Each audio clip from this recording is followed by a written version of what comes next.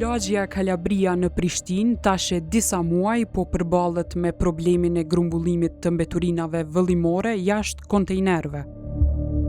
Më 15 prill, Kallxo.com ka vizituar 2 pjesë të ndryshme të kësaj lagje.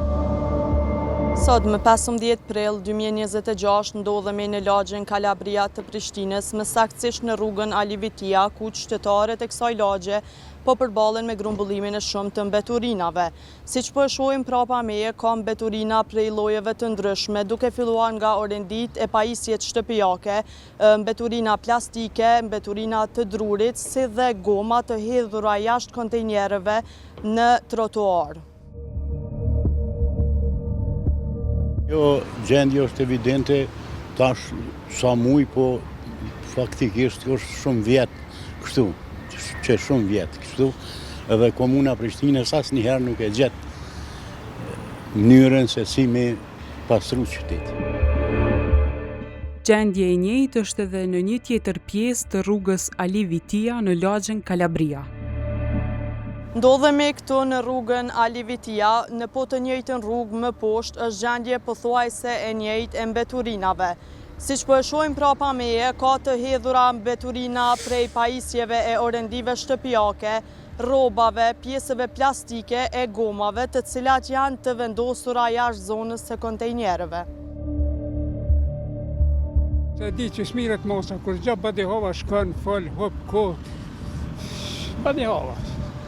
Nuk po punohet, pak është ka punohet. Edhe i kisha lut organet që shqiptari merr vesh me dënime. Po qesin për lëk të nëndë, shko ven kund pa për lëk, marrë është për neve. Po qesin kauqa, po qesin në mështaj, po qesin që ka mos rrugë, që në zonë rrugë me kauqa, me në mështaj, me sen. Që tu, që, a përshet, plët, sene, do të me i denu. Kush e qetë? Paguje njërin, leta qesin ku a veni, jo këtu për me qitë me zonë në rrugën për udhëtar ka kalojnë në sen. Të ndikush punon natën edhe ditën, nësë po punojmë as natën as ditën. Jemi katastrofë për ka puna, nuk e di, kom vrejtë sa dush. Edhe në lagjen Ulpiana dhe Aktash në Prishtinë, Kallxo.com më 16 prill ka evidentuar mbeturina vëllimore të hedhura jashtë kontejnerëve.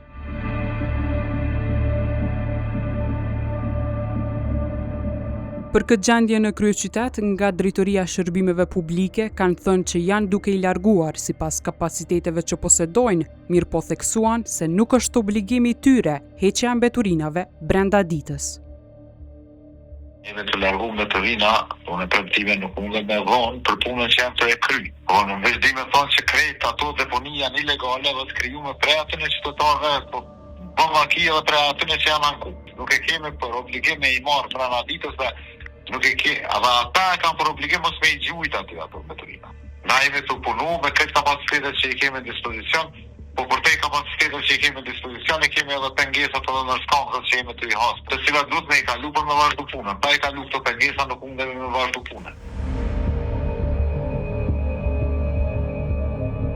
Ai po ashtu tha se Ministria e Mjedisit po ambyll deponit për mbeturinat vëllimore, si dhe po vendos ultimatume për pikat tranzitore të mbeturinave.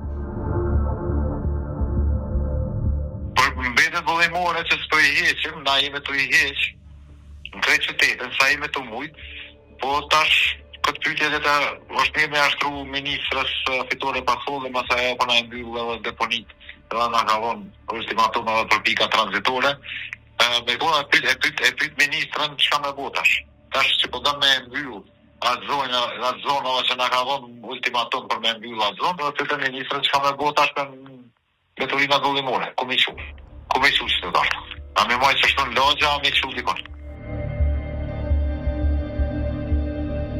Për këtë, Ministra e Mjedisit Fitore Pasolli më 14 prill ka treguar se Inspektorati i Ministrisë së Mjedisit dhe Planifikimit Hapësinor kanë konstatuar shkelje ligjore nga Komuna e Prishtinës lidhur me menaxhimin e deponisë së mbetjeve inerte dhe të vëllimshme në zonën e Matiqanit. Sipas Pasollit, përmes këtij vendimi, Komuna e Prishtinës obligohet që brenda 15 ditësh të nisë procedurat ligjore për pajisje me pëlqem ujor. Përndryshe, për çdo neglizhencë apo mosveprim brenda këtij afati, do të pasojë me masa të menjëhershme ligjore konform legjislacionit në fuqi për Komunën e Prishtinës.